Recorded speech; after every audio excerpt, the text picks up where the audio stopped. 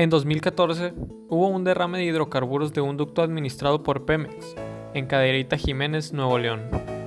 Esto provocó la contaminación del río San Juan, afectando al ecosistema a su alrededor, y a pesar de que los daños ya no son físicamente visibles, se detectó que se siguen expulsando aguas residuales, por lo cual residentes de las comunidades rurales del municipio de Cadereyta han ingresado un documento ante la Agencia Nacional de Seguridad Industrial y Protección al Medio Ambiente del sector de hidrocarburos, exigiendo que se cumplan las facultades de inspección para saber si esto sigue afectando al ambiente y que se pueda hacer algo al respecto.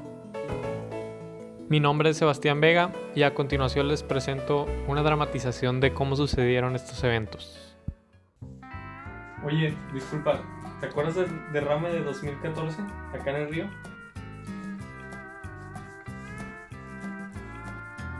¿Me hablas a mí? Sí, es que siguen saliendo residuos. ¿No vas a hacer nada? Pues, ¿qué quieres que haga? Pues quiero que te pongas a investigar a ver si sigue haciendo daño eso. A ver si haces algo al respecto.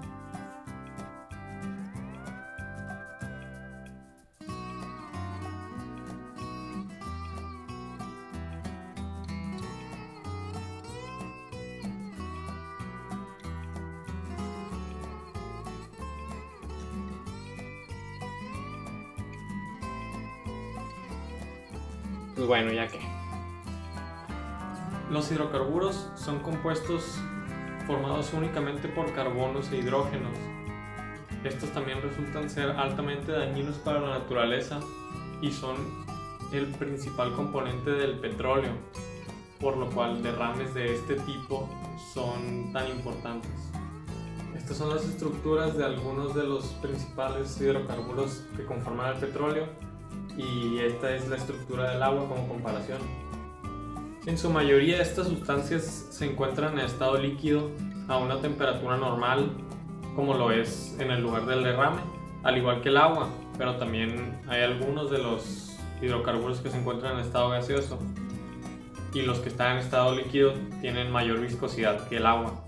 Estos también están unidos por enlaces no polares, por lo cual no son diluibles con el agua y muestran una densidad menor a esta, por la cual este se queda encima del agua, pudiendo transportarse a diferentes lugares afectando a lo que colinde con el río al que está afectando en este caso. Me presento, mi nombre es Hugo Palomares. Como sabemos, el petróleo es insoluble en agua. Esto es por su composición mayormente de hidrocarburos, que son compuestos orgánicos de hidrógeno y carbono. Los principales en el petróleo son el metano, el eteno, el hexano, el benceno y el octano.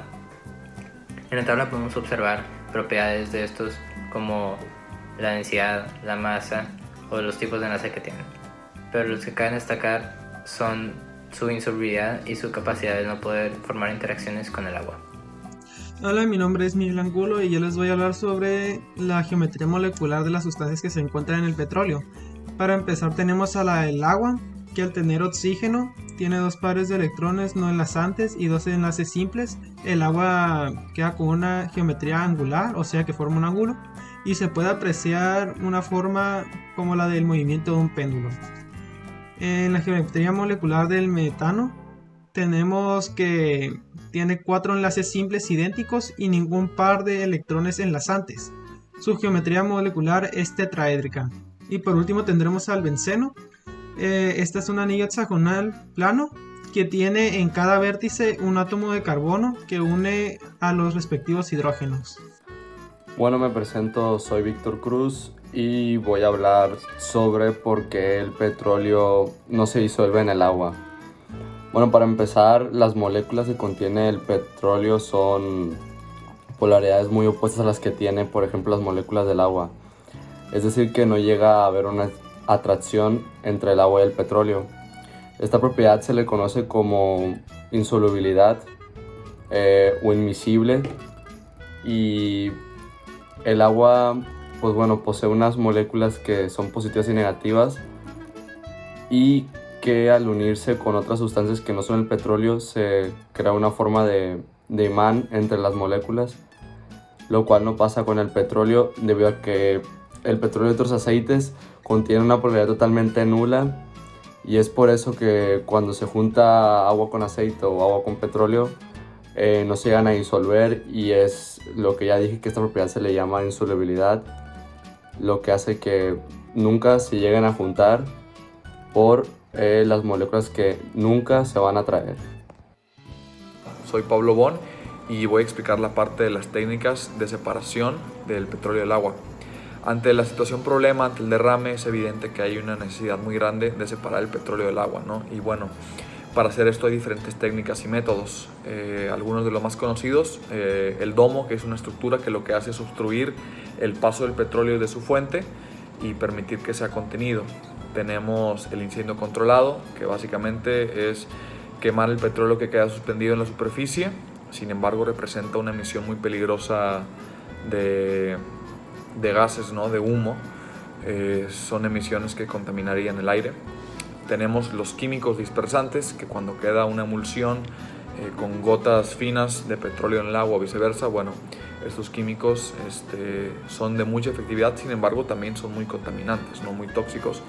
Y finalmente, la más viable, porque no tarda lo que tarda el domo, no contamina como los químicos o como el incendio, y no es la más cara además, la más viable termina siendo las nanomembranas descubiertas por el MIT. Estas nanomembranas están compuestas por estructuras de poros jerárquicas, así los llaman los científicos que las descubrieron. Y bueno, se dividen en dos capas, una delgada de nanoporos y otra gruesa de microporos. Entre estas capas separan el material deseado, la sustancia deseada. Puedes repeler petróleo y atraer agua o viceversa, ¿no? Y esto es muy atractivo. Fueron diseñadas para crearse a escala industrial, por lo que su precio continúa disminuyendo, ¿no? Y no representan contaminación como las otras opciones, por lo que esta es la más viable y la elegida para solucionar este problema. Breve cierre, creo que puedo decir que si de por sí ya me dolía saber que existen estos derrames y cómo contaminan, bueno, ahora me duele aún más, ¿no? Y es más triste al saber la naturaleza de las sustancias que componen el petróleo, los hidrocarburos, su toxicidad y cómo afectan el agua, cómo la dejan de ser potable, cómo pueden afectar a una comunidad filtrándose, esparciéndose, y es muy triste, ¿no? Y se atenta contra los derechos, por lo que estas empresas, hoteles, barcos que lo provocan deben de ser sancionados y penalizados. Quiero destacar el impacto negativo que tiene para las especies que habitan en este ecosistema y para las comunidades que lo rodean.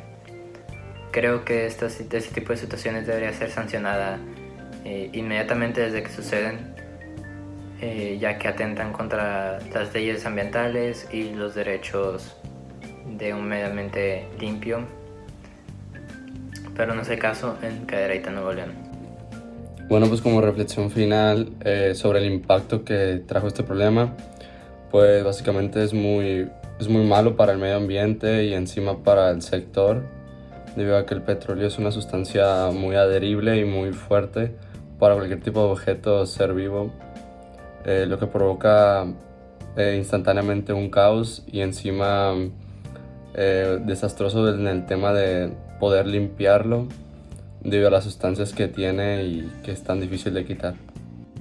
No, pues yo sabía que este tipo de contaminantes como el petróleo se quedaba mucho tiempo en el ecosistema, pero no tenía ni idea de que llegara a ser tan grave, de que se quedara tanto tiempo y que contaminara tantas comunidades. La verdad eso sí me afectó un poco, y pues me gustaría que en un futuro se desarrollaran pues métodos que hicieran que esto fuera menos probable que sucediera, y que si sucediera pues no fuera tan grave, pero pues todavía falta mucho tiempo para eso. Desastres de este tipo son bastante dañinos para el ambiente y creo que no se están aplicando los derechos como se deben, porque el derrame fue en 2014 y al día de hoy se siguen dando problemas, por lo cual creo que con esta investigación ya concluimos que sí se necesita hacer algo al respecto.